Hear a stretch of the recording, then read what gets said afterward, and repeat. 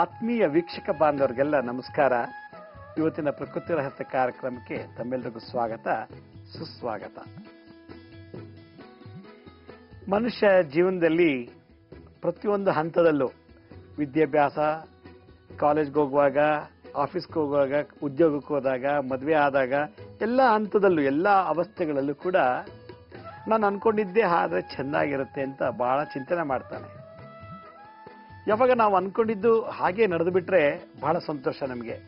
ನಾವು ಅನ್ಕೊಂಡಿದ್ದು ಹಾಗೆ ನಡಿಲಿಲ್ಲ ಅಂದಾಗ ಬಹಳ ದುಃಖಕ್ಕೀಡಾಗ್ತೀವಿ. ಕೆಲವೊಮ್ಮೆ ಡಿಪ್ರೆಷನ್ಗೆ ಹೋಗ್ಬಿಡ್ತೀವಿ. ಕೆಲವೊಮ್ಮೆ ನಮಗೆ ನಾವೇ ಕೋಪ ಮಾಡ್ಕೊಂಡ್ಬಿಡ್ತೀವಿ, ನಮ್ಮನ್ನು ನಾವೇ ಪನಿಷ್ ಮಾಡ್ಕೊಂಡ್ಬಿಡ್ತೀವಿ, ನಮ್ಮನ್ನು ನಾವೇ ನೇಣಾಕೊಂಡ್ಬಿಡ್ತೀವಿ, ಸತ್ತೋಗ್ಬಿಡ್ತೀವಿ. ಈ ತರ ಕೇಸು ದಿನಕ್ಕೊಂದಲ್ಲ ಒಂದು ಜಗತ್ತಿನಲ್ಲಿ ಆಗ್ತಾನೆ ಇರ್ತದೆ. ಮೊನ್ನೆ ಯಾವುದೋ ಒಂದು ಹುಡುಗ ಬಂದ ನಮ್ಮ ಹತ್ರ. ಬಂದ್ಬಿಟ್ಟು ಒಂದು ಬೆಳಗ್ಗೆ ಫಸ್ಟ್ ಅಪಾಯಿಂಟ್ಮೆಂಟ್ ಅವನು ಬಂದ ಅಂತ ಕೇಳ್ತಾನೆ, ನನಗೀಗ ಓದೋದಲ್ಲ ಆಸಕ್ತಿ ಕಮ್ಮಿ ಇದೆ, ಅದಕ್ಕೆ ನಾನು ನಿಮ್ಗೆ ನೋಡಕ್ಕೆ ಬಂದಿದ್ದೀನಿ ಅಂತ. ಯಾಕಪ್ಪ? ನಾನು ತುಂಬ ಚೆನ್ನಾಗಿ ಓದಿದ್ದೆ, ಹೈಸ್ಕೂಲಲ್ಲೂ SLCಲೂ ಒಳ್ಳೆ ರ್ಯಾಂಕ್ ತೊಗೊಂಡಿದ್ದೀನಿ, ಫಸ್ಟ್ ಕ್ಲಾಸ್ ವಿತ್ ಡಿಸ್ಟಿಂಕ್ಷನ್ನು, ಒಳ್ಳೆ ಮಾರ್ಕ್ಸು, ಮತ್ತು ಒಳ್ಳೆ ಕಾನ್ವೆಂಟಲ್ಲಿ ಓದಿದೆ, ಹೈಸ್ಕೂಲೆಲ್ಲ ಒಳ್ಳೆ ಸ್ಕೂಲಲ್ಲಿ ಓದಿದೆ, ಎಲ್ಲ ಮಾಡಿದೆ.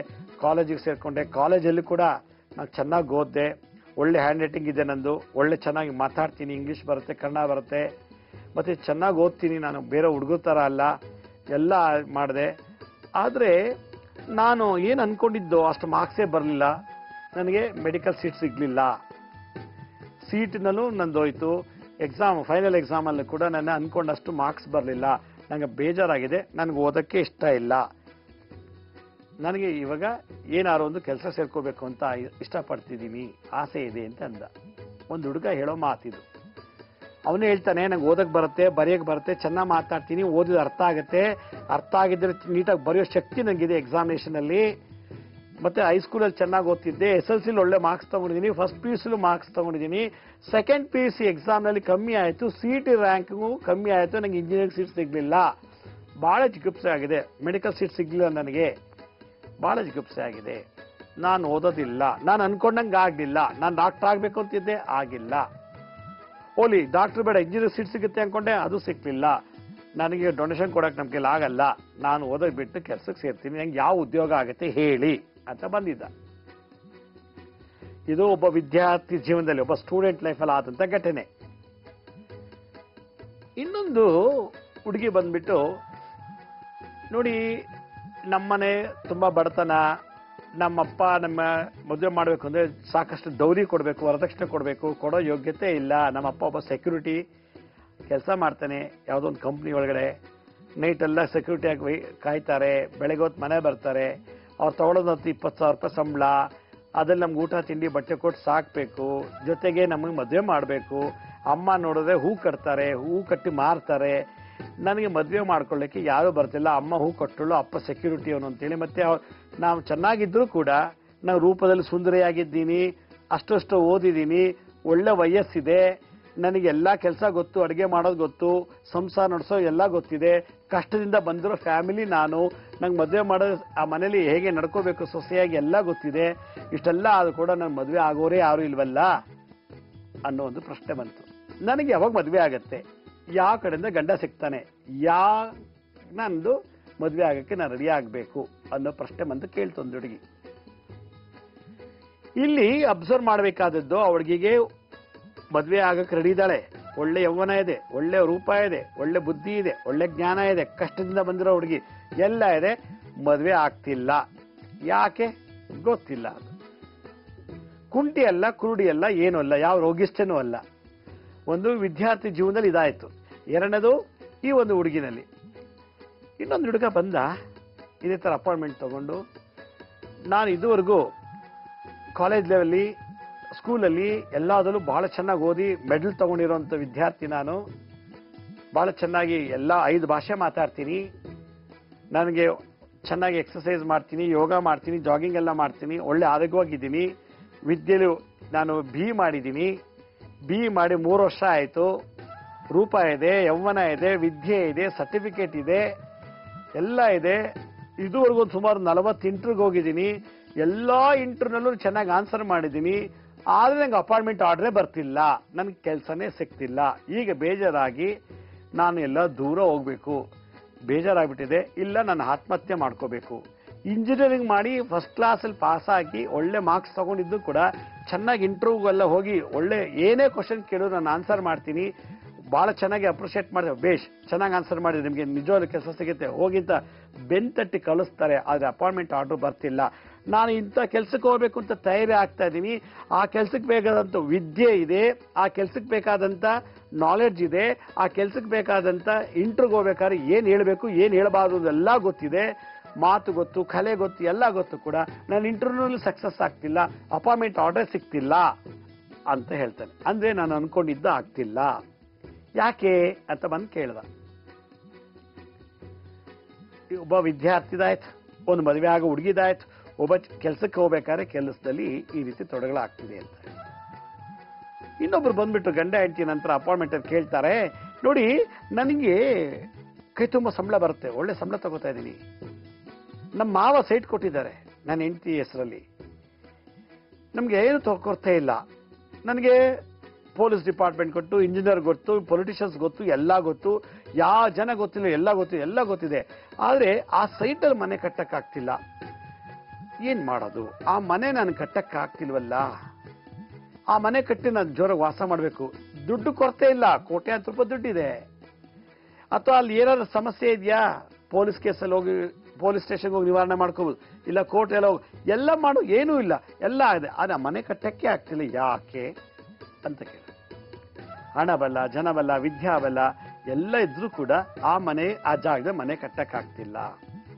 ಒಂದು ಇನ್ನೊಂದು ಒಬ್ರು ಬಂದು ಕೇಳ್ತಾರೆ, ಅಯ್ಯೋ ನಾವು ಅಷ್ಟು ಸೇವ್ ಮಾಡಿ ಕೂಡ್ಸಿಟ್ಟು ದುಡ್ಡಲ್ಲಿ ನಮ್ಗೆ ಸೈಟ್ ತಗೋಬೇಕು ಒಂದೊಂದು ಆಸೆ ಆಯ್ತು, ಏನೋ 30 ಲಕ್ಷ ಒಂದು ಸೈಟ್ ಅಂತ ಹೇಳಿದ್ರು, ನಾವೆಲ್ಲ ಹಾಗೆ ಈಗ ಸೇವ್ ಮಾಡಿಟ್ಟಿದ್ದು ಅದು ಇದೆಲ್ಲ ದುಡ್ಡೆಲ್ಲ ಸೇರಿಸಿ ನಾನೊಂದು 20 ಲಕ್ಷ ದುಡ್ಡು ಮಾಡಿ ಇಟ್ಟಿದ್ದೀನಿ, ಅದನ್ನ ತಗೊಂಡಿದ್ದೀವಿ, ಅಗ್ರಿಮೆಂಟ್ ಮಾಡಿಸ್ಕೊಂಡಿದ್ದೀವಿ, ಇನ್ನು ಉಳಿಕೆ ದುಡ್ಡು ಕೊಟ್ಬಿಟ್ಟು ರಿಜಿಸ್ಟರ್ ಮಾಡ್ಕೊಳಕ್ ಆಗ್ತಿಲ್ಲ.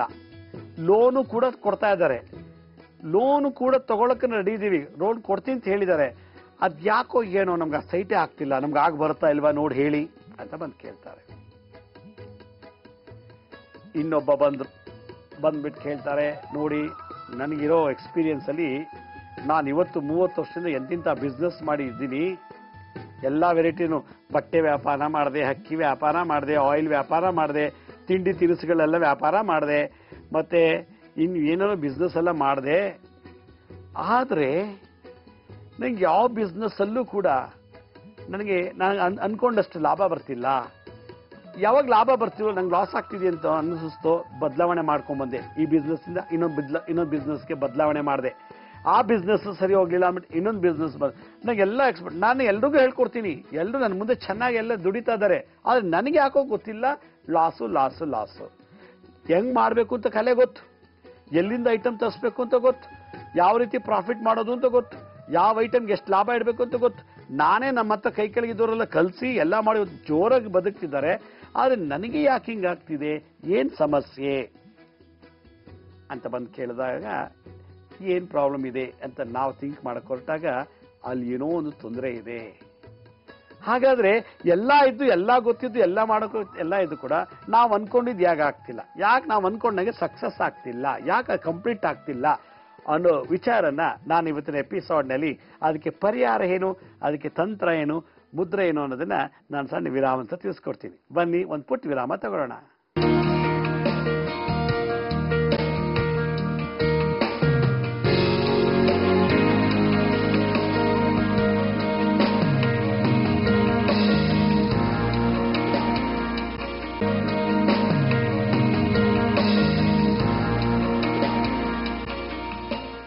ವಿರಾಮದ ನಂತರ ಮತ್ತೆ ಕಾರ್ಯಕ್ರಮಕ್ಕೆ ಸ್ವಾಗತ. ಮೊನ್ನೆ ಒಂದು ಅಪಾಯಿಂಟ್ಮೆಂಟ್ ಒಬ್ಬ ಪುರೋಹಿತರು ಬಂದ್ರು, ಅವರು ರುದ್ರ ಹೇಳ್ತಾರೆ, ಚಮಕ ಹೇಳ್ತಾರೆ, ಶ್ರೀ ಸೂಕ್ತ, ಪುರುಷ ಸೂಕ್ತ, ಹೋಮ ಮಾಡಿಸೋದು ಗೊತ್ತು, ಎಲ್ಲ ಗೊತ್ತು, ಅವ್ರ ಜಾತಕ ನೋಡೋದು ಗೊತ್ತು, ಅವ್ರ ಜಾತಕಲ್ಲಿ ಏನ್ ದೋಷ ಇದೆ ಅಂತನೂ ಗೊತ್ತು, ಅದಕ್ಕೆ ಪರಿಹಾರ ಮಾಡ್ಕೊಂಡಿರೋದು ಹೆಂಗೆ ಅನ್ನೋದು ಗೊತ್ತು. ಆದ್ರೂ ಕೂಡ ಅವ್ರು ಏನ್ ಅನ್ಕೊಂಡಿದ್ದಾರೋ ಅದು ಆಗ್ತಾ ಇಲ್ಲ. ಅದಕ್ಕೆ ಬಂದು ಹೇಳ್ತಾರೆ, ನಾನು ಏನ್ ಅನ್ಕೊಂಡಿದ್ದೀನಿ, ಏನ್ ಮಾಡ್ಬೇಕು ಅಂತ ಇದ್ದೀನಿ, ಜಾತಕ ನೋಡ್ತೀನಿ, ಬೇರೋದೆಲ್ಲ ಜಾತಕ ನೋಡ್ತೀನಿ, ಪರಿಹಾರ ಹೇಳ್ತೀನಿ, ಅವ್ರಿಗೆಲ್ಲ ಒಳ್ಳೇದಾಗ್ತಿದೆ, ಆದ್ರೆ ನನಗೆ ಯಾಕೆ ಹಿಂಗಾಗ್ತಿದೆ, ಏನ್ ಸಮಸ್ಯೆ, ಅದಕ್ಕೆ ನೀವೊಂಚೂರು ನೋಡಿ ಹೇಳಿ ಅಂತ ನಾನು ಕೇಳಿದಾಗ ನನಗೆ ಅನಿಸ್ತು, ಎಲ್ಲ ಗೊತ್ತಿರೋರಿಗೆ ನಾವು ಏನು ಹೇಳೋದು ಅಂತ. ಇನ್ನೊಂದು ಬಹಳ ವಿಶೇಷವಾದಂಥ ಒಂದು ವ್ಯಕ್ತಿ ಬಂದರು, ಸಮಾಜದ ದೊಡ್ಡ ವ್ಯಕ್ತಿ. ಅವ್ರ ಮಗನ MS ಮಾಡಬೇಕು, ಅಮೆರಿಕ ಕಳಿಸಿ ಅಂತ ಬಹಳ ಆಸೆ. ಅವರಿಗೆ ಅಮೆರಿಕದಲ್ಲಿ ಬಹಳಷ್ಟು ನೆಂಟರಿದ್ದಾರೆ, ಬಂಧುಗಳಿದ್ದಾರೆ, ಮಿತ್ರರಿದ್ದಾರೆ. ಎಲ್ಲ ಮಗನ ಕರ್ಸ್ಕೊಳ್ಳೋಕೆ ರೆಡಿ ಇದ್ದಾರೆ, ಫೈನಾನ್ಷಿಯಲಿ ಹೆಲ್ಪ್ ಮಾಡೋಕ್ಕೂ ರೆಡಿ ಇದ್ದಾರೆ. ಅವ್ರಿಗೇನು ಕೊರತೆ ಇಲ್ಲ, ಹಣ ಸಿಕ್ಕಾಪಟ್ಟೆ ಇದೆ, ಇನ್ಫ್ಲೂಯೆನ್ಸ್ ಪರ್ಸನ್ನು, ಅಧಿಕಾರ ಇರುವಂಥ ವ್ಯಕ್ತಿ. ಟೋಫಲ್ಲು GR ಎಲ್ಲ ಓದ್ದ, ಎಲ್ಲ ಮಾಡ್ದ. ಯಾವ ಯೂನಿವರ್ಸಿಟಿಗೆ ಹಾಕಿದ್ರು ಕೂಡ ಅವನಿಗೆ ಆ ಒಂದು ಸ್ಟೂಡೆಂಟ್ಶಿಪ್ ಸಿಗ್ತಾರ. ಓದಕ್ಕೆ ಅಂತ ಹೊರಟ್ರೆ ಆಗ್ತಾ ಇಲ್ಲ. ಅವಾಗ ಏನಾಗಿತ್ತಂದ್ರೆ, ಅಲ್ಲಿಗೆ ನನ್ನಲ್ಲಿ ಏನು ವೀಕ್ನೆಸ್ ಇದೆ. ನಾನು ಇಷ್ಟೊಂದು ಎಲ್ಲ ಎಕ್ಸಾಂಪಲ್ಸ್ ಹೇಳಿದೆ. ನಾನು ನಿಮಗೆ ಎಲ್ಲ ಗೊತ್ತಿದೆ, ಮಾತಾಡೋಕೆ ಗೊತ್ತು, ಬರೆಯೋಕೆ ಗೊತ್ತು, ಓದೋದು ಗೊತ್ತು, ಎಲ್ಲ ಗೊತ್ತಿದ್ದು ಕೂಡ ನಾವೇನು ಅನ್ಕೊಂಡಿದೀವೋ ಅದು ಆಗ್ತಿಲ್ಲ ಅಂದಾಗ ಸಂತೋಷ ಅಂತೂ ಖಂಡಿತ ಆಗಲ್ಲ. ಜಿಗುಪ್ಸೆ ಶುರುವಾಗಿಬಿಡುತ್ತೆ. ಇನ್ಮೇಲೆ ಓದೋದೇ ಬೇಡಪ್ಪ, ಈ ಪುರೋಹಿತ್ಯನೇ ಬೇಡಪ್ಪ, ಈ ಹುಡುಗನ್ನೇ ನೋಡೋದು ಬೇಡಪ್ಪ, ಯಾವ ಗಂಡು ಹುಡುಗನ ನೋಡೋದು ಬೇಡ, ನನಗೆ ಮದುವೆ ಆಗದೆ ಹಾಗೆ ಇದ್ಬಿಡ್ತೀನಪ್ಪ ಅನ್ನೋ ಒಂದು ಲೆವೆಲ್ಗೆ ಮನಸ್ಸು ತಂದಿಟ್ಬಿಡುತ್ತೆ ನಮ್ಮ ಜಾತಕದಲ್ಲಿರೋ ಪವರ್. ಆಗಿದ್ದಾಗ ಈ ತರ ಸಮಸ್ಯೆ ನಾನು ಕೆಲವ್ದು ಹೇಳಿದೆ. ಇಂಥದ್ದು ಬೇಕಾದಷ್ಟು ಸಮಸ್ಯೆಗಳಿದೆ. ಡಾಕ್ಟ್ರಲ್ಲಿದೆ, ಲಾಯರಲ್ಲಿದೆ, ಜಡ್ಜಲ್ಲಿದೆ, ಮಿನಿಸ್ಟರ್ಸಲ್ಲಿದೆ, ಪ್ರೈಮ್ ಮಿನಿಸ್ಟರ್, ಪ್ರೆಸಿಡೆಂಟ್, ಎಲ್ಲಾ ಜೀವನದಲ್ಲೂ ಒಂದಲ್ಲ ಒಂದು ರೀತಿಯಲ್ಲಿ ಅವ್ರು ಅನ್ಕೊಂಡಿದ್ದು ಆಗಿಲ್ಲ ಅಂದಾಗ ಇಲ್ಲ ಹೋರಾಟ ಮಾಡಿ ಪಡಿಬೇಕು, ಇಲ್ಲ ಅದ್ರ ಬಗ್ಗೆ ಜಿಗುಪ್ಸೆ ಬಂದ್ಬಿಡ್ಬೇಕು. ಇಲ್ಲ ಹಣ ಕೊಟ್ಟಿದ್ದೀವಿ, ಏನೆಲ್ಲ ಮಾಡಿದ್ರು ಕೂಡ ನಮ್ಗೆ ಅದು ಬರ್ತಾ ಇಲ್ಲ ಅಂದಾಗ ಏನ್ ದೋಷ ಇದೆ. ಇದನ್ನ ಎಲ್ಲೂ ನಾವು ಔಷಧಿ ಮುಖಾಂತರ, ಇಂಜೆಕ್ಷನ್ ಮುಖಾಂತರ ಅಥವಾ ಟಾನಿಕ್ ಕುಡಿಯೋದ್ರ ಮುಖಾಂತರ, ಇಲ್ಲ ಒಂದು ವಾರ ಅಡ್ಮಿಟ್ ಆಗಿಬಿಟ್ಟು ಹಾಸ್ಪಿಟ್ಲಿಗೆ ಹೋಗಿ, ಕ್ಲಿನಿಕ್ ಅಥವಾ ನರ್ಸಿಂಗ್ ಹೋಮ್ ಹೋಗ್ಬಿಟ್ಟು ಚೆನ್ನಾಗಿ ಟ್ರೀಟ್ಮೆಂಟ್ ತಗೊಂಡ್ಬಿಟ್ಟು ಆಮೇಲೆ ಹೋಗಿ ಎಲ್ಲಾ ಕೆಲಸ ಮಾಡಿ ಮುಗಿಸ್ಬಿಡೋಣ ಅಂದಕ್ಕೂ ಆಗೋದಿರುವಂತ ಕೆಲಸ ಅಲ್ಲ. ಹಾಗಿದ್ಮೇಲೆ ಈ ತರ ಸಮಸ್ಯೆಗಳು ಎಲ್ಲಾರ ಮನೇಲೂ ಒಂದಲ್ಲ ಒಂದು ರೀತಿಯಲ್ಲಿ ಕಾಡ್ತಾನೆ ಇರುತ್ತೆ. ಈ 10ನೇ ವಯಸ್ಸಲ್ಲಿಲ್ವಾ 15ನೇ ವಯಸ್ಸಿಗೆ ಬರ್ಬೋದು, 15ನೇ ವಯಸ್ಸಲ್ಲಿಲ್ವಾ 20ನೇ ವಯಸ್ಸಿಗೆ ಬರ್ಬೋದು, 20ರಲ್ಲಿಲ್ವಾ 25ನೇ ವಯಸ್ಸಿಗೆ ಬರ್ಬೋದು, ಇಲ್ಲ ಏಜ್ ಆದ್ಮೇಲೆ ಬರ್ಬೋದು. ಎಲ್ಲ ಗೊತ್ತು, ಪ್ರಮೋಷನ್ ಆಗ್ತಿಲ್ಲ. ಆ ಪ್ರಮೋಷನ್ಗೆ, ಆ ಹುದ್ದೆಗೆ ಏನ್ ಬೇಕೋ ಎಲ್ಲ ಎಕ್ಸ್ಪೀರಿಯನ್ಸ್ ಇದೆ, ಎಲ್ಲ ನಾಲೆಡ್ಜ್ ಇದೆ, ಟೆಕ್ನಿಕಲ್ ಗುಡ್, ಮತ್ತೆ ಎಲ್ಲದಲ್ಲೂ ಎಕ್ಸ್ಪೀರಿಯನ್ಸ್ ಇರೋದ್ರಿಂದ ಅವನು ಆ ಹುದ್ದೆ ಕೊಟ್ರೆ ನಡ್ಸ್ಕೊಂಡು ಹೋಗ್ತಿದ್ದ. ಕಂಪ್ನಿಯವ್ರಿಗೂ ಗೊತ್ತಿದ್ದು ಕೂಡ ಅವನು ಕೊಡ್ತಿಲ್ಲ, ಆ ಪ್ರಮೋಷನ್ ಇವನ್ಗೆ ಆಗ್ತಿಲ್ಲ. ಎಲ್ಲಾ 10 ವರ್ಷ, 5 ವರ್ಷ, 20 ವರ್ಷ ಎಕ್ಸ್ಪೀರಿಯನ್ಸ್ ಚೆನ್ನಾಗಿ ದುಡಿತಾ ಇದ್ದೀನಿ, ಆದ್ರೂ ಕೂಡ ನಂಗೆ ಸ್ಯಾಲ್ರಿ ಹೈಕ್ ಆಗ್ತಿಲ್ಲ. ಯಾಕೆ? ನಾನು ಆ ಇಂಟರ್ವ್ಯೂಗೆಲ್ಲ ಹೋಗ್ಬೋದು ಕೂಡ ನಾನು ಇಷ್ಟಪಟ್ಟಂತ ಕೆಲಸ ಸಿಗ್ತಿಲ್ಲ. ನಾನು ಓದಿದ್ದೊಂದು, ನಾನು ಮಾಡ್ತಿರೋ ಕೆಲಸ ಒಂದು, ನಾನು ಕಲ್ತಿದ್ದೊಂದು, ನಾನು ಮಾಡ್ತಿರೋದೇ ಒಂದು. ನನಗೆ ಬೇಕಾಗಿದ್ದ ಕೆಲಸ ಸಿಕ್ಕಿಲ್ಲ, ಬೇರೆ ಕೆಲಸ ಮಾಡ್ತಾ ಇದ್ದೀನಿ. ಇಷ್ಟ ಇಲ್ಲ, ಬಲವಂತಕ್ಕೆ ಮಾಡ್ತಾ, ಯಾಕಂದ್ರೆ ಜೀವನ ನಡಿಬೇಕಲ್ಲ, ಸಂಸಾರ ನಡೆಸ್ಬೇಕಲ್ಲ, ಕೆಲಸ ಮಾಡಬೇಕು, ದುಡ್ಡು. ಆದ್ರೂ ಕೂಡ ಏನೋ ಒಂದು ರೀತಿ ನಡ್ಕೊಂಡು ಹೋಗ್ತಾ ಇದೆ. ಅಂದ್ರೆ ನಾವ್ ಏನ್ ಅನ್ಕೋತೀವೋ ಅದ್ರ ಪ್ರಕಾರ ಆಗ್ಲಿಲ್ಲ ಅಂದಾಗ, ಅವತ್ತಿನ ಕಾಲದಲ್ಲಿ ಈ ಮನೆ ಕಟ್ಟಬೇಕಾ, ಕಟ್ಟಲೇಬೇಕು. ಈ ರಾಜನ ಮೇಲೆ ಯುದ್ಧ ಮಾಡ್ಬೇಕಾ, ಯುದ್ಧ ಮಾಡ್ಬೇಕು. ಅವನ ಗಲಿಗೇರಿಸ್ಬೇಕಾ, ಅವನ ಶಿಕ್ಷೆ ಕೊಡ್ಬೇಕಾ, ಅವನ ದಾನ ಮಾಡ್ಬೇಕಾ, ಅವ್ನ ಯಾತ ಕಲಿಸ್ಬೇಕು, ಏನೋ ಅದನ್ನ ಏನ್ ಅನ್ಕೊಂಡಿದೀವೋ ಅದನ್ನ ಆಗ್ಲೇ ಪ್ಲಾನ್ ಮಾಡ್ತಿದ್ರಂತೆ. ಆ ಒಂದು ಪ್ಲಾನಿಂಗ್ ಸ್ಟೇಟ್ ಅಲ್ಲೇ ಈ ಕೆಲಸ ಇಲ್ಲಿ ಶುರುವಾದ್ರೆ ಇಷ್ಟೇ ತಿಂಗಳಿಗೆ ಮುಗಿಬೇಕು, ಈ ಕೆಲಸ ಇಲ್ಲಿ ಶುರುವಾದ್ರೆ ಈ ತಿಂಗಳಲ್ಲೇ ಮುಗಿಬೇಕು, ಈ ಕೆಲಸ ಶುರುವಾದ್ರೆ ಈ ವಾರದಲ್ಲೇ ಮುಗಿಬೇಕು, ಈ ಕೆಲಸ ಶುರುವಾದ್ರೆ ಇದನ್ನ ಇಷ್ಟು ಲಾಭ, ಈ ಕೆಲಸ ಪ್ರಾರಂಭ ಇಷ್ಟನ್ನ ಲಾಸ್, ಏನು ಅಷ್ಟೆಲ್ಲ ಪಕ್ಕ ಪ್ಲಾನಿಂಗ್ ಮಾಡಿದ್ರೂ ಕೂಡ ನಾವು ಜಯ ಆಗ್ತಿಲ್ಲ, ನಾವು ಅನ್ಕೊಂಡಂಗೆ ಆಗ್ತಿಲ್ಲ, ಸಕ್ಸಸ್ ಆಗ್ತಿಲ್ಲ. ನಮ್ಮ ಮನಸ್ಸಲ್ಲಿರುವಂತಹ ವಿಷಸ್ ಆಸೆಗಳು ಈಡೇರ್ತಿಲ್ಲ ಅನ್ನೋದು ಕಂಪ್ಲೀಟ್ ಇವತ್ತು ಎಲ್ಲಾರ ಮನೆಯಲ್ಲೂ ಎಲ್ಲಾರ ಜೀವನದಲ್ಲಿ ನಡೀತಾ ಇದೆ. ಇದು ಕಾಮನ್ ಡಿಸೀಸ್, ಕಾಯಿಲೆ ಇಲ್ಲ. ಇದು ಒಂದು ರೀತಿ ಮನಸ್ಸಿನಲ್ಲಿರತಕ್ಕಂಥ ಒಂದು ಮಾನಸಿಕ ಕಾಯಿಲೆ. ಯಾವಾಗ ಈ ರೀತಿ ಆಗ್ಲೋ ಹುಚ್ಚರಾಗಿದ್ದಾರೆ, ಎಷ್ಟೋ ಜನ ಬಟ್ಟೆ ಹರ್ಕೊಳ್ತಾರೆ, ಬೀದಿ ಬಿದ್ದು ತಿಂತಾರೆ, ಹುಚ್ಚರಾಗಿ ಅಲಿತಾರೆ. ಎಂತೆಂಥ ದೊಡ್ಡ ಶ್ರೀಮಂತರು ಹುಚ್ಚರಾಗಿ ಬೀದಿ ಅಲಿತಾ ಇದ್ದಾರೆ, ಡಿಪ್ರೆಷನ್ಗೆ ಹೋಗಿದ್ದಾರೆ, ಸ್ಕಿಜೋಫ್ರೆನಿಯಾ, ಅಲ್ಝೀಮೀರಿಯಾ, ಮಕ್ಕಳಲ್ಲಿ ಆಟಿಸಮ್ ಅಂತ ಶುರುವಾಗಿದೆ, ಹಿಸ್ಟೀರಿಯಾ, ಹೈಪರ್ ಆಕ್ಟಿವಿಟೀಸ್ ಮಕ್ಕಳಲ್ಲಿ, ದೊಡ್ಡವರಲ್ಲಿ ಡೆಮ್ನೀಷಿಯಾ, ಇವೆಲ್ಲ ಕಾಯಿಲೆಗಳು ಸೃಷ್ಟಿಯಾಗ್ತಾ ಇದೆ. ಯಾಕಾಗ್ತಿದೆ? ನಾವು ಬಹಳ ಖುಷಿಯಾಗಿ ಪ್ರಾರಂಭ ಮಾಡ್ತೀವಿ, ಖುಷಿಯಾಗಿ ಕಂಪ್ಲೀಟ್ ಮಾಡ್ತೀವಿ, ಕೊನೆಯಲ್ಲಿ ಅದ್ರ ಫಲ ಸಿಕ್ಲಿಲ್ಲ ಅಂದಾಗ, ಅದ್ರ ರಿಸಲ್ಟ್ ಸಕ್ಸಸ್ ಆಗ್ಲಿಲ್ಲ ಅಂದಾಗ ಎಂಥ ಮನುಷ್ಯನು ಕುಗ್ಗೋಗ್ಬಿಡ್ತಾನೆ. ಎಂಥ ಧೈರ್ಯ ಇರುವಂತವನು ಕೂಡ ಒಂದು ಕ್ಷಣ ಮಾತಲ್ಲಿ ಛೇ ಎಂಥದಾಯ್ತಲ್ಲ. ಯಾವಾಗ ಅವನು ಅನ್ಕೊಂಡಿದ್ದ ಆಗ್ಲಿಲ್ವೋ BP ಶುರುವಾಯ್ತು. ಯಾವಾಗ BP ಜಾಸ್ತಿ ಆಯ್ತು, ಲೋ ಬಿ ಪಿ ಆದ್ರೆ ಕಿಡ್ನಿ ಫೇಲ್ಯೂರ್ ಆಯ್ತು, ಹೈ ಬಿ ಪಿ ಆದ್ರೆ ಹಾರ್ಟ್ ಅಟ್ಯಾಕ್ ಆಗೋಯ್ತು. ಯಾವಾಗ ಹೈ ಬಿ ಪಿ ಜಾಸ್ತಿ ಆಯ್ತು, ಲೋ ಬಿ ಪಿ ಜಾಸ್ತಿ ಆಯ್ತು, ಎರಡೂ ಸೇರಿ ಮಿಕ್ಸ್ ಮಾಡಿ ಡಯಾಬಿಟಿಕ್ ಶುರುವಾಗುತ್ತೆ. ಯಾಕೆ ಚಿಂತೆ ಮಾಡಿ ಮಾಡಿ ಮಾಡಿ ಮಾಡಿ ಸಕ್ಕರೆ ಕಾಯಿಲೆ ಬಂದ್ಬಿಡುತ್ತೆ. ಯಾವಾಗ ಸಕ್ಕರೆ ಕಾಯಿಲೆ ಪರ್ಮನೆಂಟ್ ಆಗಿ ಬಂತು, ಅವನಿಗೆ ಬಿ ಪಿ ಗಿಫ್ಟು. ಯಾವಾಗ B P gift, gas trouble free. ಯಾವಾಗ ಬಿ ಪಿ, ಗ್ಯಾಸ್ ಟ್ರಬಲ್ ಮತ್ತೆ ಶುಗರ್ ಮೂರು ಸೇರ್ತು, ಕಿಡ್ನಿ ಫೈಲ್ಯೂರ್ ಕಾಯಿಲೆ ಫ್ರೀ ಆಗಿ ಬಂದ್ಬಿಡ್ತು. ಯಾವಾಗ ಕಿಡ್ನಿ ಫೈಲ್ಯೂರ್ ಆಯ್ತು, ಎಲ್ಲ ಮಲ್ಟಿ ಆರ್ಗನ್ಸ್ ಎಲ್ಲ ಫೈಲ್ಯೂರ್ ಆಗಿ ಶುರುವಾಗುತ್ತೆ. ಒಂದಿನ ರಂಗ ಅಂತ ಸತ್ತೋಗ್ಬಿಡ್ತಾರೆ. ಇದಕ್ಕೆಲ್ಲ ಕಾರಣ ನಮ್ಮಲ್ಲಿರುವಂಥ ಜಿಗುಪ್ಸೆ, ಇದಕ್ಕೆಲ್ಲ ಕಾರಣ ನಮ್ಮಲ್ಲಿರುವಂಥ ಚಿಂತೆ, ಇದಕ್ಕೆಲ್ಲ ಕಾರಣ ಅತಿಯಾದ ದುರಾಸೆ, ಇದಕ್ಕೆಲ್ಲ ಕಾರಣ ಸರಿಯಾಗಿಲ್ದಿರೋ ಒಂದು ಮಾರ್ಗದರ್ಶನ. ಹಾಗಿದ್ಮೇಲೆ ಇದಕ್ಕೆ ಜಗತ್ತಲ್ಲಿ ಔಷಧಿ ಕಂಡಿದ್ದಾರಾ? ಖಂಡಿತ ಇಲ್ಲ. ನಿಮ್ಮ ಮನಸ್ಸಲ್ಲಿ ಏನೋ ಕೊಟ್ಟಿರೋ ಸಕ್ಸಸ್ ಆಗಬೇಕು ಅಂದ್ರೆ ಯಾವ ಔಷಧಿ ಇಲ್ಲ ಜಗತ್ನಲ್ಲಿ, ಯಾವ ಮೆಡಿಸಿನ್ ಇಲ್ಲ. ಹಾಗಾದ್ರೆ ಇಂದಿನ ಕಾಲದಲ್ಲಿ ಒಬ್ಬ ರಾಜ, ನಾನು ಯುದ್ಧಕ್ಕೆ ಹೋಗ್ಬೇಕಾದ್ರೆ ಇನ್ನೊಬ್ಬ ರಾಜನ ಮೇಲೆ ಗೆಲ್ಲೇಬೇಕು ಅಂದ್ರೆ ಅವನ ಇಷ್ಟಾರ್ಥ ಯಾವ ರೀತಿ ನೆರವೇರಿಸ್ಕೊಳ್ತಾ ಇದ್ದ? ಒಬ್ಬ ವಿದ್ಯಾರ್ಥಿ ತನ್ನ ಜೀವನದಲ್ಲಿ ಒಳ್ಳೆ ಪದವಿ ಪಡಿಬೇಕಾದ್ರೆ ಅವನು ಏನು ಪೂಜೆ ಮಾಡಿ ಏನು ಅನ್ಕೊಂಡು ಅವನು ವಿದ್ಯಾವಂತನಾಗ್ತಿದ್ದ? ಎಂತ ದಡ್ಡ ಕೂಡ, ಎಂತ ಮುಟ್ಟಾಳ, ಒಬ್ಬ ಎಂತ ನೀಚ, ಅವನು ಅಂದಿದ್ದೆ ಅನ್ಕೊಂಡಿದ್ದೆ ಹಂಗೆ ಆಗ್ಬೇಕು ಅಂದ್ರೆ ಅವ್ರು ಏನ್ ತಂತ್ರ ಯೂಸ್ ಮಾಡ್ತಿದ್ರು, ಏನ್ ಮಂತ್ರ ಹೇಳ್ತಾ ಇದ್ರು, ಏನ್ ಮುದ್ರೆ ಯೂಸ್ ಮಾಡ್ತಾ ಇದ್ರು? ಈ ಎಲ್ಲಾ ಒಂದು ಪ್ಯಾಕೇಜ್, ಮುದ್ರಾ, ಮಂತ್ರ, ಯಂತ್ರ, ತಂತ್ರ, ಈ ಒಂದು ಪ್ಯಾಕೇಜ್ ಅನ್ನ ಅಳವಡಿಸ್ಕೊಂಡಾಗ ಪ್ರತಿ ಕ್ಷಣದಲ್ಲಿ ಅವನು ಏನ್ ಅನ್ಕೋತಾನೋ ಅದು ಹಾಗೆಯೇ ಆಗ್ತಿತ್ತಂತೆ. ಯಾಕಂದ್ರೆ ನಮ್ಮ 4 ಬ್ರೈನು, ಮುಮ್ಮೆದಲು ಇದಕ್ಕೆ ಫ್ರಂಟಲ್ ಲೋಬಿ ಅಂತಾರೆ, ಹಿಮ್ಮೆದಲು ಇಲ್ಲಿ ದೃಶ್ಯ ಮಾಧ್ಯಮನ ಸ್ಟೋರ್ ಮಾಡುತ್ತೆ. ನಾವು ಏನ್ ನೋಡ್ತೀವೋ ಅದೆಲ್ಲ ಇಲ್ಲಿ ಸ್ಟೋರ್ ಆಗುತ್ತೆ. ನಾವೇನ್ ಕೇಳ್ತಿದೀವೋ ಅದೆಲ್ಲ ಬಲಪಾರ್ಶ್ವ ಮೆದಲು, ಎಡಪಾರ್ಶ್ವ ಮೆದಲು ಅಂದ್ರೆ ಟೆಂಪರಲ್ ಲೋಬಿ ಅಂತಾರೆ. ಇದಕ್ಕೆ ಇಲ್ಲಿ ಕೇಳಿದ್ದು, ನೋಡಿದ್ದು ಎಲ್ಲ, ಮತ್ತೆ ಸ್ಟೋರ್ ಮಾಡಿದ್ದು, ಚಿಕ್ಕ ವಯಸ್ಸಿಂದ ನಾವು ಪ್ಲಾನಿಂಗ್ ಮಾಡಿದ್ದು ಎಲ್ಲ ಈ ಪ್ಯಾರಿಟಲ್ ಲೋಬಿ ಮತ್ತೆ ಮೋಟಾರ್ ನರ್ವ್ಸ್, ಫ್ರಂಟಲ್ ಲೋಬಿ, ಈ 4 ಲೋಬಿಗಳಲ್ಲಿ ಆ ಒಂದು ಶಕ್ತಿನ ತುಂಬಿ ನಿಮ್ಮ ವಿಶ್, ನಿಮ್ಮ ಆಸೆ, ನಿಮ್ಮ ಗುರಿ, ನಿಮ್ಮ ಧ್ಯೇಯ ಸಕ್ಸಸ್ ಆಗೋಕೆ ಏರ್ಪಾಟ್ ಮಾಡ್ಕೊಡ್ತಿತ್ತಂತೆ ಆ ಒಂದು ಪ್ಯಾಕೇಜ್, ಮುದ್ರಾ, ಮಂತ್ರ ಇಂಥ ತಂತ್ರ. ಇದನ್ನ ಅಳವಡಿಸ್ಕೊಂಡು ರಾಜರುಗಳು, ಸೇನಾಧಿಪತಿಗಳು, ಕಮಾಂಡರ್ಸು, ಹೀಗೆ ದೊಡ್ಡ ದೊಡ್ಡ ವ್ಯಕ್ತಿಗಳು ಸೆಲೆಬ್ರಿಟಿ ಆಗ್ತಿದಂತೆ. ಯಾಕಂದ್ರೆ ಅವ್ರು ಏನ್ ಅನ್ಕೋತಾರೋ, ಅವ್ರು ಏನ್ ಪ್ಲಾನ್ ಮಾಡ್ತಾರೋ, ಒಂದು ಪೇಪರ್ ಪೆನ್ ತಗೊಂಡು ಪ್ಲಾನಿಂಗ್ ಮಾಡ್ತಾರೆ. ಒಂದು ವಾರ ಇಷ್ಟು ಇನ್ವೆಸ್ಟ್ ಮಾಡಬೇಕು, 2ನೇ ವಾರಕ್ಕೆ ಇಷ್ಟು ಇನ್ವೆಸ್ಟ್ ಮಾಡಬೇಕು, 3ನೇ ವಾರಕ್ಕೆ ಇಷ್ಟು ಪ್ರಾಫಿಟ್ ಬರಬೇಕು, ಒಂದ್ ಕಡೆ ಹೋದ್ ಹಿಂಗಾಗತ್ತೆ ಎಲ್ಲ ಪ್ಲಾನಿಂಗ್ ಮಾಡಿ, ರಿಸ್ಕ್, ಅದು ಮಿಟಿಗೇಷನ್, ಅದ್ರಲ್ಲಿ ಏನೇನ್ ಪ್ರಾಬ್ಲಮ್ ಇದೆ ಅದೆಲ್ಲ ಹಳದು ಸುರಿದು ಎಲ್ಲ ಮಾಡಿ ಒಂದು ಪ್ಲಾನ್ ಮಾಡಿಬಿಟ್ಟು ಆಮೇಲೆ ಅದನ್ನ ಎಕ್ಸಿಕ್ಯೂಟ್ ಮಾಡಿದಾಗ ಫೇಲ್ಯೂರೇ ಆಗ್ತಿರ್ಲಿಲ್ವಂತೆ, ಸಕ್ಸಸ್ ಕಾಣ್ತಾ ಇದ್ದಂತೆ.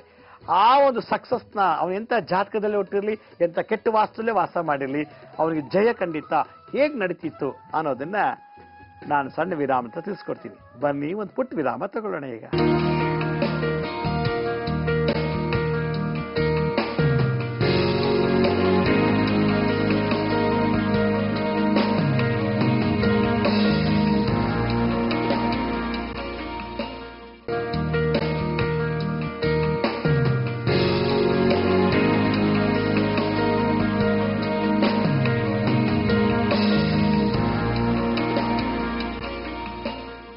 ವಿರಾಮದ ನಂತರ ಮತ್ತೆ ಕಾರ್ಯಕ್ರಮಕ್ಕೆ ಸ್ವಾಗತ.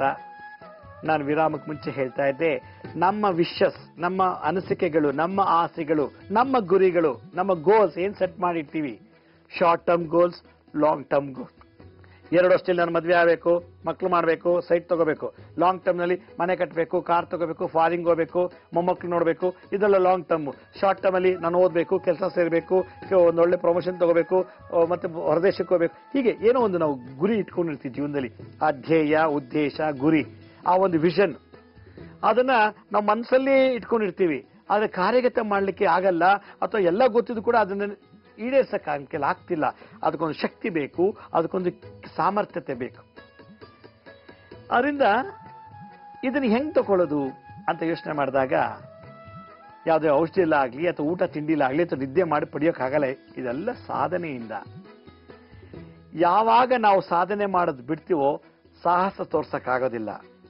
ಯಾವಾಗ ನಮ್ಮ ಆದರ್ಶ ನಾವು ಕಳ್ಕೊಂಡ್ಬಿಡ್ತೀವೋ ನಾವು ಜೀವನ ಮಾಡೋಕ್ಕಾಗೋದಿಲ್ಲ. ಈ ಸಾಧನೆ, ಈ ಆದರ್ಶ ಎರಡು ಯಾವಾಗಿರುತ್ತೋ ಆಗ ಮನುಷ್ಯ ಎಲ್ಲಾ ಕೆಲಸದಲ್ಲೂ ಸಕ್ಸಸ್ ಆಗಕ್ಕೆ ಖಂಡಿತ ದಾರಿ ಮಾಡ್ಕೊಳ್ಳುತ್ತೆ ನಮ್ಮ ಸಾಧನೆ ಮತ್ತು ನಮ್ಮ ಆದರ್ಶ ಜೀವನ. ಅದರಿಂದ ಇದಕ್ಕೆ ಮೂಲ ಅಧಿದೇವತೆ ನೀಲಾತಾರಾ ಅಂತೇಳಿ, ತಾರಾದೇವಿ ಅಂತ ಹೇಳಿ, ಈ ತಾರಾದೇವಿ ತಂತ್ರಸಾರದಲ್ಲಿ ಈ ನಮ್ಮ ಅನ್ಕೊಂಡಿರುವಂಥದ್ದೇ ಆಗ್ಬೇಕು, ನಮ್ಮ ಆಸೆಗಳು ಈಡೇರಲೇಬೇಕು, ನಮ್ಮ ಆ ವಿಶಸ್ ಎಕ್ಸಿಕ್ಯೂಟ್ ಆಗಬೇಕು ಅನ್ನೋದಾಗಿದ್ರೆ ತಾರಾದೇವಿ ತಂತ್ರಸಾರದಲ್ಲಿ ತಾರಾದೇವಿ ಅಂತ ಒಂದು ದೇವಿ, ಬುದ್ಧನ ಅಧಿದೇವತೆ ಗೌತಮ ಬುದ್ಧ ತಾರಾದೇವಿನ ಆರಾಧನೆ ಮಾಡ್ತಿದ್ರಂತೆ. ಈ ದಶಮಹಾ ರಹಸ್ಯದಲ್ಲಿ, ದಶಮಹಾವಿದ್ಯೆಯಲ್ಲಿ ತಾರಾದೇವಿ ಒಂದು ದೇವಿ. ಆ ದೇವಿಗೆ ಸಪ್ರೇಟ್ ಒಂದು ತಂತ್ರಸಾರವನ್ನು ಬರೆದಿದ್ದಾರೆ. ಭೈರವಿ ತಂತ್ರಸಾರ, ಕಾಳಿ ತಂತ್ರಸಾರ ತರ ಈ ತಾರಾದೇವಿ ತಂತ್ರಸಾರದಲ್ಲಿ ನೀಲತಾರಾದೇವಿ ಅಂತ ಒಂದು ದೇವಿ. ಆ ದೇವಿಯನ್ನ ಆರಾಧನೆ ಮಾಡೋದ್ರಿಂದ ನಮ್ಮ ಮನಸ್ಸಲ್ಲಿ ಏನ್ ಇಟ್ಕೊಂಡು ಕೆಲಸ ಮಾಡ್ತೀವೋ ಅದು ಕಂಪ್ಲೀಟ್ ಮಾಡ್ಕೊಟ್ಬಿಡತ್ತಂತೆ. ನಾವ್ ಏನ್ ಇಟ್ಕೊಂಡು ಗುರಿ ಇಟ್ಕೊಂಡು ಸಾಧನೆ ಮಾಡ್ಕೊಡ್ತೀವೋ ಅದು ಸಕ್ಸಸ್ ಮಾಡತ್ತಂತೆ. ನಮ್ಮ ಮನಸ್ಸಲ್ಲಿರ್ತಕ್ಕಂಥ ವಿಷಯಸ್, ಆಸೆ, ಆಕಾಂಕ್ಷೆಗಳು ಯಾವ ವಿಘ್ನಗಳು ಇಲ್ದಾನೆ, ಯಾವ ಇನ್ಫ್ಲೂಯೆನ್ಸ್ ಇಲ್ದಾನೆ, ಯಾವ ತೊಂದರೆಗಳಿಲ್ದಾನೆ, ಪ್ರಕೃತಿಯಿಂದಾಗ್ಲಿ, ದುಷ್ಟಶಕ್ತಿಗಳಿಂದಾಗಲಿ, ಗ್ರಹಗಳಿಂದಾಗ್ಲಿ, ಮಾಟ ಮಂತ್ರತಂತ್ರಗಳಿಂದಾಗ್ಲಿ, ದೃಷ್ಟಿದೋಷದಿಂದನೇ ಆಗ್ಲಿ, ಯಾವ ವಿಘ್ನಗಳಿಂದನೂ ಅದನ್ನ ತಡೆಗಟ್ಟಕ್ಕೆ ಸಾಧ್ಯ ಇಲ್ಲ. ಆ ಶಕ್ತಿ ಆ ದೇವಿಯ ಒಂದು. ಅದರಿಂದ ಆ ನೀಲ ತಾರಾ ದೇವಿ ಮಂತ್ರವನ್ನ ಜಪ ಮಾಡೋದ್ರಿಂದ ನಮ್ಮ ಮನಸ್ಸಲ್ಲಿ ಏನ್ ಇಟ್ಕೊಂಡು ಶುರು ಮಾಡ್ತೀವೋ ಆ ಕೆಲಸ ಸಕ್ಸಸ್ ಆಗತ್ತಂತೆ. ಯಾವಾಗ ಆಯ್ತು ಖುಷಿ ಸಿಗುತ್ತೆ, ಯಾವಾಗ ಆಗ್ಲಿಲ್ಲ ಡಿಪ್ರೆಷನ್ಗೆ ಹೋಗ್ಬಿಡ್ತೀವಿ, ದುಃಖ ಆಗುತ್ತೆ, ಅಸಡ್ಡೆ ಬರುತ್ತೆ, ಜಿಗುಪ್ಸೆ ಬರುತ್ತೆ, ಚಿಂತೆ ಶುರುವಾಗುತ್ತೆ, ಚಿಂತೆಯಿಂದ ರೋಗ ಬರುತ್ತೆ, ರೋಗದಿಂದ ಸಾವು ಬರುತ್ತೆ. ಅದರಿಂದ ನಾನೀಗ ತೋರಿಸೋದು ಚಿನ್ಮುದ್ರಾ ಅಂತೇಳಿ ನೋಡಿ. ಇದು ಹೆಬ್ಬೆಟ್ಟು ಶುಕ್ರ ನಾವು ಅನ್ಕೊಂಡಿದ್ದನ್ನೆಲ್ಲ ಮಾಡುವಂತವನು. ಶುಕ್ರ ವೈಭವಕಾರಕ, ಸಂಪತ್ಕಾರಕ, ಆಸೆಗಳ ಕಾರಕ. ಗುರು ಜ್ಞಾನ, ಆ ಆಸೆಗೆ ಹೆಂಗ್ ನಡೆಸಬೇಕು, ಓದೋದಂಗೆ, ಕೆಲಸ ಮಾಡೋದಂಗೆ, ಮದುವೆ ಮಾಡ್ಕೊಳ್ಳೋದಂಗೆ, ಪ್ರಮೋಷನ್ ಹೆಂಗ್ ತಗೊಳ್ಳೋದಂಗೆ, ಸ್ಯಾಲರಿ ಜಾಸ್ತಿ ತಗೊಳ್ಳೋದಂಗೆ ಅವನು ಜ್ಞಾನ ಕೊಡುವುದು ಗುರುಗ್ರಹ. ಅದರಿಂದ ಶುಕ್ರ ಪ್ಲಸ್ ಗುರು ಇವೆರಡನ್ನು ನಮ್ಮ ಈ ರೀತಿ ಹೆಬ್ಬೆಟ್ ಮೇಲೆ ಇರಬೇಕು. ಹೆಬ್ಬೆಟ್ಟು ಮತ್ತೆ ತೋರ್ಬೆರಡು ಟಚ್ ಆಗಬೇಕು. ಇದಕ್ಕೆ ಜ್ಞಾನ ಸರಸ್ವತಿ ಅಥವಾ ಚಿನ್ಮುದ್ರಾ ಅಂತ ಕರೀತಾರೆ. ಈ ಎರಡು ವಸ್ತುದಲ್ಲಿ ಈ ಮುದ್ರೆಯನ್ನ ಧಾರಣೆ ಮಾಡ್ಬೇಕು. ಈ ರೀತಿ ಧಾರಣೆ ಮಾಡಿಬಿಟ್ಟು ಮಂಡಿ ಮೇಲೆ ಈ ರೀತಿ ಇಟ್ಕೊಂಡು ಕುತ್ಕೋಬೇಕು, ಗೂರ್ಬೆನ್ ತೆಗಿಬೇಕು, ಉತ್ತರಕ್ಕೆ ಮುಖ ಮಾಡಿಕೊಂಡು ಬ್ರಾಹ್ಮಿ ಮುಹೂರ್ತದಲ್ಲಿ ಬೆಳಗಿನ ಜಾವ 3 ಗಂಟೆ ಮೇಲೆ 6 ಗಂಟೆ ಒಳಗೆ, ಈ 3 ಗಂಟೆಗಳ ಒಳಗೆ, 3 ರಿಂದ 6 ಒಳಗಡೆ ಸೂರ್ಯೋದಯ ಆಗಕ್ ಮುಂಚೆ ಈ ಮಂತ್ರವನ್ನ ಕಡೆ ಪಕ್ಷ 108 ಸಲ ಕಣ್ಮುಚ್ಕೊಂಡು ಜಪ ಮಾಡ್ಬೇಕಂತೆ. ಆ ಮಂತ್ರ ಈ ತಾರಾದೇವಿ ತಂತ್ರಸಾರದಲ್ಲಿ ಏನ್ ಹೇಳ್ತಾರಂದ್ರೆ, ಐಂ ಓಂ ಹ್ರೀಂ ನೀಲತಾರಾಯೈ ಕ್ಲೀಂ ಹುಂ ಫಟ್. ಐಂ ಓಂ ಹ್ರೀಂ ನೀಲತಾರಾಯೈ ಕ್ಲೀಂ ಹುಂ ಫಟ್. ಐಂ ಓಂ ಹ್ರೀಂ ನೀಲತಾರಾಯೈ ಕ್ಲೀಂ ಹುಂ ಫಟ್ ಅನ್ನೋ ಮಂತ್ರವನ್ನ ನಾವು 108 ಸಲ ಜಪ ಮಾಡಿದ್ರೆ, ನಾವು ಯಾವ ಮನಸ್ಸಲ್ಲಿ ಇವತ್ತು ಎಕ್ಸಾಮ್ಗೆ ಹೋಗ್ತಾ ಇದೀನಿ, ಇಂಟರ್ಗೆ ಹೋಗ್ತಾ ಇದೀನಿ, ಕೆಲಸ ಹೋಗ್ತಾ ಇದೀನಿ, ಮನೆ ಕಟ್ಸಕ್ ಪ್ರಾರಂಭ ಮಾಡ್ತಾ ಇದ್ದೀನಿ, ನಾನು ಮದುವೆ ಆಗ್ಬೇಕು ಅಂತ ಹೊರಟಿದ್ದೀನಿ, ಒಳ್ಳೆ ಹುಡುಗ ಸಿಕ್ಲಿ ಅಥವಾ ಒಳ್ಳೆ ಹುಡುಗಿ ಸಿಕ್ಲಿ, ಏನು ಮನಸ್ಸಲ್ಲಿ ಏನು ಆಸೆ ಇಟ್ಕೊಂಡಿದಿರೋ ಅದು ನೀಲತಾರಾದೇವಿ ಅದನ್ನ ನೆರವೇರಿಸ್ತಾರಂತೆ. ಆ ಮಂತ್ರ ಐಂ ಓಂ. ಐಂ ಅಂದ್ರೆ ಸರಸ್ವತಿ ಜ್ಞಾನ, ಓಂ ಅಂದ್ರೆ ನಮ್ಮಲ್ಲಿರತಕ್ಕಂಥ ಇಚ್ಛಾಶಕ್ತಿ, ಕ್ರಿಯಾಶಕ್ತಿ, ಜ್ಞಾನ ಶಕ್ತಿನ ಪ್ರಮೋಟ್ ಮಾಡತ್ತಂತೆ. ಎಲ್ಲಿ ವೀಕ್ ಇದೆಯೋ ಅಲ್ಲಿ ಪ್ರಮೋಟ್ ಮಾಡತ್ತಂತೆ. ಹ್ರೀಂ ಅನ್ನೋದು ಮನಸ್ಸಲ್ಲಿರತಕ್ಕಂಥ ಅತಿ ಆಸೆ, ಅತಿ ವಿಘ್ನಗಳನ್ನೆಲ್ಲ ಹ್ರೀಂ ಹ್ರೀಂ ಅನ್ನೋ ಬೀಜ ಮಂತ್ರ ತೆಗೀತಂತೆ. ನೀಲತಾರಾಯೈ, ಯಾವ ದೇವ್ರಿಗೆ ಪೂಜಾ ಮಾಡ್ತೀವೋ ಆ ಮಂತ್ರ ಹೇಳ್ಬೇಕಂತೆ. ಐಂ ಓಂ ಹ್ರೀಂ ನೀಲತಾರಾಯೈ ಕ್ಲೀಂ ಹುಂ ಫಟ್ ಅಂತ ಮಂತ್ರ ಯಾರು ಜಪ ಮಾಡ್ತಾರೋ ಅವ್ರಿಗೆ ಇದು ತಾಂತ್ರಿಕ ಮಂತ್ರ. ಇದನ್ನೆಲ್ಲ ಮಂತ್ರವಾದಿಗಳು ಸಿದ್ಧಿ ಮಾಡ್ಕೊಳ್ತಾ ಇದ್ರಂತೆ. ಅವ್ರು ಇವ್ರನ್ನೇ ವಶೀಕರಣ ಮಾಡಬೇಕು. ಉಚ್ಚಾಟನ, ಮಾರಣ, ವಿದ್ವೇಷಣ, ಕೀಲನ, ಈ ಎಲ್ಲ ಷಟ್ಕರ್ಮಗಳಲ್ಲಿ ಪ್ರಯೋಗ ಮಾಡಕ್ ಮುಂಚೆ ನೀಲತಾರಾದೇವಿನ ಪೂಜೆ ಮಾಡ್ತಾರೆ. ತಾರಾದೇವಿ ಓಂ ತಾರೆ ತ್ರೀಂ ತಾರೆ ತರ ತಾರೆ ತುತ್ತಾರೆ ತರ ತಾರೆ ತ್ರೀಂ ತಾರೆ ತಾರೆ ತರ ತ್ರೀಂ ತುತ್ತಾರೆ ತರ ತಾರೆ ತರ ತಾರೆ ಸ್ವಾಹ ಅಂತ ತಾರಾದೇವಿ ಮಂತ್ರ. ಇದು ಮೂಲ ಮಂತ್ರ. ಇದು ಬಹಳ ವಿಶೇಷವಾದಂತ ಮಂತ್ರ. ಅದನ್ನೇ ಈ ಒಂದು ಮನಸ್ಸಲ್ಲಿರ್ತಕ್ಕಂಥ ಕಾಮನೆಗಳನ್ನ ಈಡೇರಿಸಬೇಕು ಅಂತಂದ್ರೆ, ಎಲ್ಲಾ ಗೊತ್ತಿದ್ದು ಕೆಲಸ ಕಂಪ್ಲೀಟ್ ಆಗ್ತಿಲ್ಲ ಅಂದಾಗ, ಹಣಬಲ, ಜನಬಲ, ಜ್ಞಾನಬಲ, ವಿದ್ಯಾಬಲ ಎಲ್ಲ ಇದ್ದು ಕೂಡ ಸಕ್ಸಸ್ ಆಗ್ತಿಲ್ಲ ಅಂದಾಗ, ಐಂ ಓಂ ಹ್ರೀಂ ನೀಲತಾರಾಯೈ ಕ್ಲೀಂ ಹುಂ ಫಟ್. ಐಂ ಓಂ ಹ್ರೀಂ ನೀಲತಾರಾಯೈ ಕ್ಲೀಂ ಹುಂ ಫಟ್. ಐಂ ಓಂ ಹ್ರೀಂ ನೀಲತಾರಾಯೈ ಕ್ಲೀಂ ಹುಂ ಫಟ್ ಅನ್ನೋ ಮಂತ್ರನ ಬ್ರಾಹ್ಮಿ ಮುಹೂರ್ತದಲ್ಲಿ ಬೆಳಗಿನ ಜಾವ ಆ ಓಝೋನ್ ಲೇಯರ್ ಇಂದ ಬರೋ ಆಕ್ಸಿಜನ್ ಬಿಡುವ ಆ ಓಝೋನ್ ಲೇಯರ್ ಆಕ್ಸಿಜನ್ ಬಿಡ್ತಾ ಇರುತ್ತೆ ಬೆಳಗಿನ ಜಾವ ಬ್ರಾಹ್ಮಿ ಮುಹೂರ್ತದಲ್ಲಿ. ಆ ಸಮಯದಲ್ಲಿ ಉಸಿರಾಟ ತಗೊಂಡು ಆ ಆಕ್ಸಿಜನ್ ಜೊತೆಗೆ ಈ ಮಂತ್ರವನ್ನು ಸೇರಿಸಿ ಹೇಳ್ತಾ ಇದ್ರೆ ಎಂತ ಕೆಲಸಗಳು ಕೂಡ ವಿಘ್ನಗಳಿಂದಲೇ ಸಕ್ಸಸ್ ಆಗತ್ತಂತೆ. ಬಹಳ ವಿಶೇಷ. ಇದು ಗಣೇಶ ತಂತ್ರಸಾಧರು ಕೂಡ ಈ ಮಂತ್ರವನ್ನು ಉಲ್ಲೇಖನ ಮಾಡಿದ್ದಾರೆ. ಓಂ ಅನ್ನೋ ಮಂತ್ರ ಬಿಗಿನಿಂಗ್ ಅಲ್ಲಿ ಬರಲ್ಲ, ಐಂ ಅಂತ ಬರ್ತೀವಿ. ಐಂ ಓಂ ರೀಂ ನೀಲತಾರಾಯೈ ಕ್ಲೀಂ ಹುಂ ಫಟ್ ಅನ್ನೋ ಮಂತ್ರವನ್ನ ಯಾರು ಈ ಮುದ್ರೆ ಜಪ ಮಾಡ್ಕೊಂಡು ಹೇಳ್ತಾರೋ ಅವ್ರು ಸಕ್ಸಸ್ ಆಗುತ್ತೆ. ತಂತ್ರ ಒಂದು ನಿಂಬೆಹಣ್ಣು ತಗೊಳ್ಳೋದು, ನಮ್ಮನ್ನು ನಾವೇ ಇಳಿ ಆರಿಸ್ಕೊಳ್ಳೋದು. ಐಂ ಓಂ ರೀಂ ನೀಲತಾರಾಯೈ ಕ್ಲೀಂ ಹುಂ ಫಟ್, ಐಂ ಓಂ ರೀಂ ನೀಲತಾರಾಯೈ ಕ್ಲೀಂ ಹುಂ ಫಟ್, ಐಂ ಓಂ ರೀಂ ನೀಲತಾರಾಯೈ ಕ್ಲೀಂ ಹುಂ ಫಟ್ ಅನ್ನೋ ಮಂತ್ರನ 21 ಸಲ ಹೇಳ್ಬಿಟ್ಟು ಇದನ್ನು ತಗೊಂಡ್ಬಿಟ್ಟು ಇಳಿ ತೆಗೆದ್ಬಿಟ್ಟು ಮನೆ ಬಾಗಿನ ಹೊರಗಿಟ್ಬಿಟ್ಟು ನಾವು ಮಾಡೋ ಕೆಲಸ ಕೊಟ್ಬಿಟ್ರೆ ಬಹಳ ಸಕ್ಸಸ್ ಆಗುತ್ತಂತೆ. ಸಕ್ಸಸ್ ಆದ್ಮೇಲೆ ಆ ನಿಂಬೆಹಣ್ಣನ್ನ ತಗೊಂಡೋಗಿ ಒಂದು ಗಿಡದ ಬುಡ ಅಥವಾ ಮರದ ಬುಡ ಅಥವಾ ಹರಿಯೋ ನೀರಿಗೆ ಹಾಕ್ಬಿಟ್ಟಾದ್ರೆ ಕೆಲಸ ಕಂಪ್ಲೀಟ್ ಆದ್ಮೇಲೆ ಅಲ್ಲಿವರೆಗೂ ಆ ನಿಂಬೆಹಣ್ಣು ನಿಮ್ಗೆ ರಕ್ಷೆ ಕೊಡುತ್ತದೆ. ನಿಂಬೆಹಣ್ಣು ರಾಹು ಗ್ರಹ, ನಿಂಬೆಹಣ್ಣು ರಾಹು ಶಕ್ತಿ ಇದೆ. ಆದ್ರಿಂದ ರಾಹು ಏನ್ ಮಾಡ್ತಾನೆ, ಸಕಲ ವಿಘ್ನಗಳನ್ನು ತೆಗೆದು ನಿಮ್ಮನ್ನು ಪ್ರಮೋಟ್ ಮಾಡ್ತೀವಿ, ಇನ್ಸ್ಪಿರೇಷನ್ ಕೊಡ್ತಾನಂತೆ, ಮೋಟಿವೇಶನ್ ಮಾಡ್ತಾನಂತೆ. ಹಾಗೆ ಯಾರು ಈ ಮುದ್ರಾ ಮಂತ್ರ ತಂತ್ರನ ಅಳವಡಿಸ್ಕೊಳ್ತಾರೋ ನಿಮ್ಮ ಜೀವನದಲ್ಲಿ ನೀವೇನು ಅನ್ಕೊಂಡಿರೋ ಅದು ಖಂಡಿತ ಈಡೇ ಇರುತ್ತೆ, ಸಕ್ಸಸ್ ಆಗುತ್ತೆ ಅಂತ ಹೇಳ್ತಾ ಈ ಮಂತ್ರವನ್ನ ನೀವು ಪ್ರಾಕ್ಟೀಸ್ ಮಾಡಿ, ಕಲ್ತ್ಕೊಳ್ಳಿ, ಸಾಧನೆ ಮಾಡಿ. ನಿಮ್ಗೆ ಸಕ್ಸಸ್ ಆದ್ಮೇಲೆ 4 ಜನಕ್ಕೆ ಜ್ಞಾನಾರ್ಚನೆ ಮಾಡಿ, ಆಗ ಈ ಬದುಕು ಸಾರ್ಥಕ. ಆದ್ರಿಂದ ಈ ಮಂತ್ರವನ್ನ ನೀಲತಾರ ಮಂತ್ರ ಬಹಳ ವಿಶೇಷವಾದದ್ದು, ಇದು ದುರುಪಯೋಗ ಪಡಿಸ್ಕೋಬಾರ್ದು ಅಂತ ಹೇಳ್ತಾ ಇವತ್ತಿನ ಸಂಚಿಕೆ ಮುಗಿಸ್ತಾ ಇದ್ದೀನಿ. ಇದೇ ರೀತಿ ನಾಳಿನ ಸಂಚಿಕೆಯಲ್ಲಿ ಮತ್ತಷ್ಟು ವಿಶೇಷವಾದಂತಹ ಮಾಹಿತಿಯೊಂದಿಗೆ ತಮ್ಮನ್ನು ಭೇಟಿ ಮಾಡ್ತೀನಿ. ಅಲ್ಲಿವರೆಗೂ ನನ್ನ ನಮಸ್ಕಾರ. ಸಾಯಿರಾಮ್.